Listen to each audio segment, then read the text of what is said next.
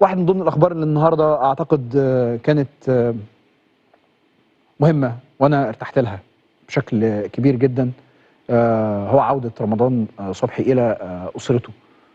وعايز تهز الفرصه واقول له الحمد لله على السلامه، نورت بيتك ورجوعك لاهلك ولابنك، ده شيء مهم جدا وشيء عظيم. ان شاء الله باذن الله ترجع اقوى من الاول، احسن من الاول، وتتجاوز كل الابتلاءات الصعبه وكل المحن الصعبه اللي انت اتعرضت لها. ما فيناش حد ما بيغلطش، ما فيناش حد ما بيبقاش عنده مشاكل في حياته، ما فيناش حد ما بيبقاش عنده مطبات في حياته. اجمد واحد، اشطر واحد، اللي بيتعلم من الخطأ، بيتعلم كويس قوي قوي قوي ويبني على المستقبل ويتشبث بالعودة. ده اجمد واحد، اشطر واحد.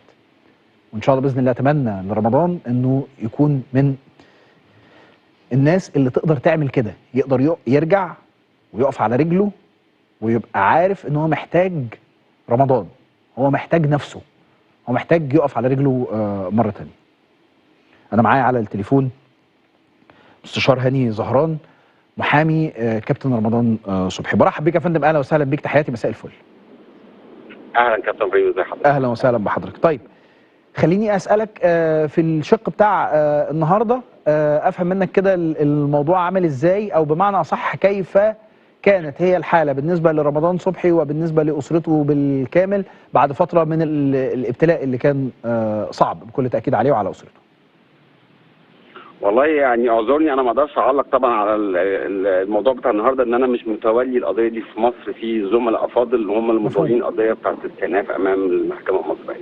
انا بمثل رمضان فقط في قضيه المنشطات اللي امام المحكمه السوسيه الفدراليه. اكيد حصل ما بينك، اكيد انا هسالك عنها، بس اكيد حصل ما بينك وبينهم النهارده تواصل فيما يتعلق بالمحنه الاولانيه، لان احنا رمضان عارفين ان موضوع المنشطات، فبسالك على رد الفعل نفسه كان عامل ازاي.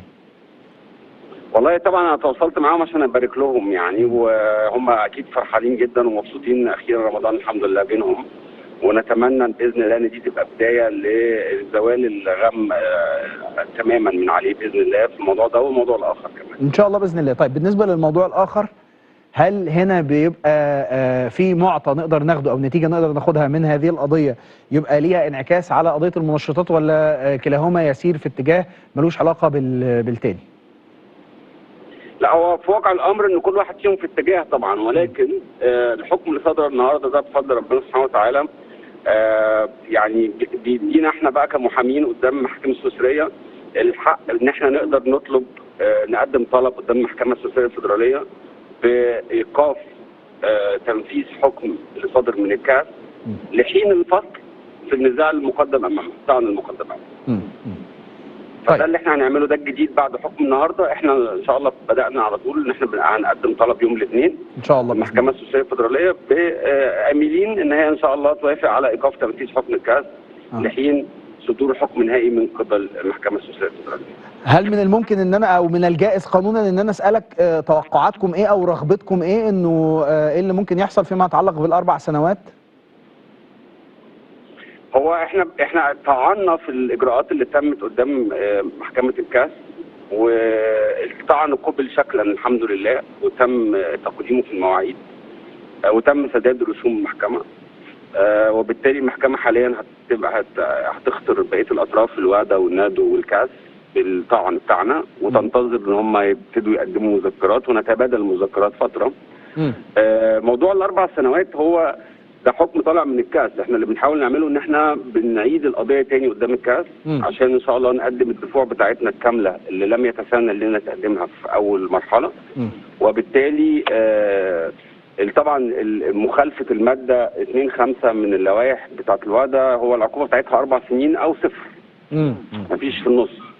فاحنا الحمد لله في اول درجه كنا واخدين براءه تامه، كان رفع ايقاف تام، وبعد كده في الاستئناف قدام الكاس يعني للاسف تم صدور حكم ب4 سنوات. حاليا اللي بنحاول نعمله ان احنا نرجع تاني قدام الكاس ان شاء الله، وربنا يقدرنا بان احنا نحاول ان احنا نلفت كومبليتلي العقوبه دي يعني. ان شاء الله باذن الله. انا بشكرك يا فندم شكرا جزيلا خالص، تحياتي. مستشار هاني زهران، محامي كابتن رمضان صبحي فيما يتعلق بقضيه المنشطات. طيب هنا ما ينفعش طبعا واحنا بنتكلم في خضم هذا الامر تحديدا الا وانك تشعر انه ما قام به النادي الاهلي والكابتن محمود الخطيب هو يستحق كل التقدير وكل التحيه. انت كنت قدام مشهد انساني عظيم، انه النادي الاهلي يختار برغبته وبشعور يعني في جمال وفي لطف كبير جدا انه ده ابن من ابنائك كان في يوم من الايام، فتتحرك الشؤون القانونيه في النادي الاهلي والاداره القانونيه بالكامل علشان تتولى الدفاع عن رمضان صبحي. هنا بنشوف لقطه كمان مهمه جدا جدا جدا، انه مستشار اشرف عبد العزيز هو محامي رمضان صبحي، فالراجل بينزل بيان اول امبارح بيقول انه بيفسح المجال بالكامل للنادي الاهلي وللدفاع في النادي الاهلي والاداره القانونيه في النادي الاهلي انها تتولى في مساله الاستئناف، علما زي ما قال في البيان ان هي ذات الدفوع، هي نفسها الدفوع اللي هيستخدمها او الموجوده اصلا وهيستخدمها الاستاذ او المستشار اشرف عبد العزيز. فبتشوف هنا برضو نوع من انواع انكار الذات، علشان لا المهم انه يبقى في احساس عام بان الكل بيساند رمضان صبحي. فالحقيقه كل المشهد كله على بعضه هتلاقي فيه لفتات، لو انت واخد بالك منها تلاقي فيها لفتات الناس كبرت بعض قوي قوي لدرجه انه لا، اهم حاجه رمضان يخرج منها بالف سلامه. فمره ثانيه وثالثه الحمد لله على السلامه رمضان، شد حيلك وبالتوفيق ان شاء الله باذن الله فيما هو قادم.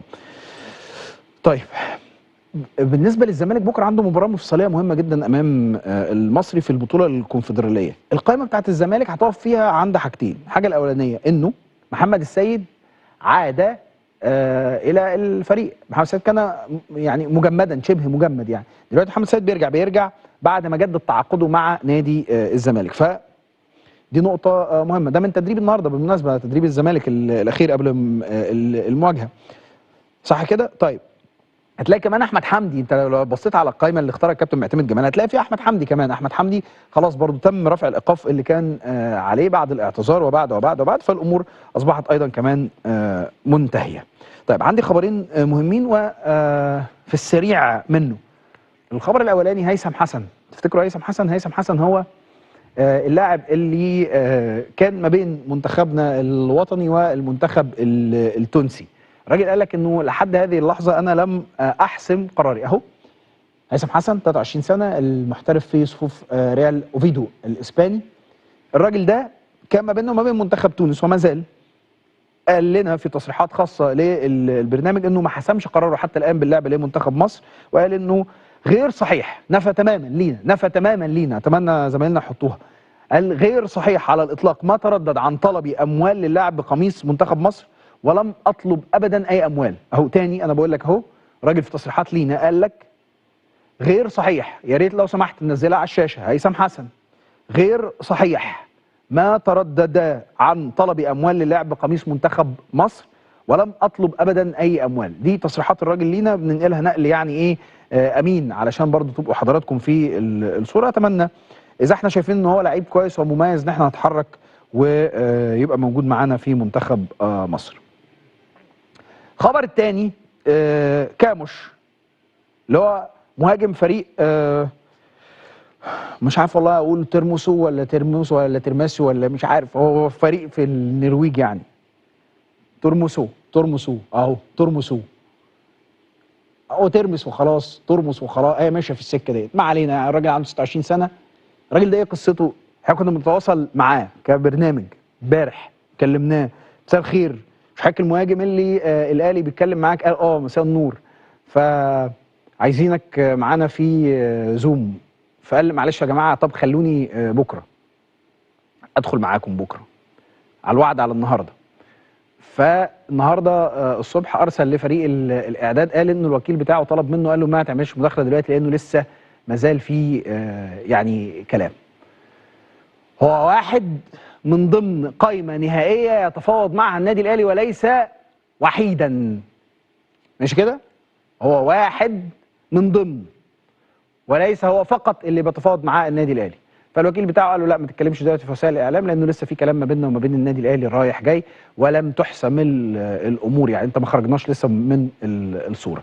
ده الراجل الانجولي المهاجم اللي بيلعب في النرويج. ادينا برضو وضحنا لكم الصوره، لانه اي حاجه هي تعتبر عنوان. بعد الفاصل ضيفنا العزيز القدير المهندس عدلي القاعي، فخليكم معانا بعد هذا الفاصل.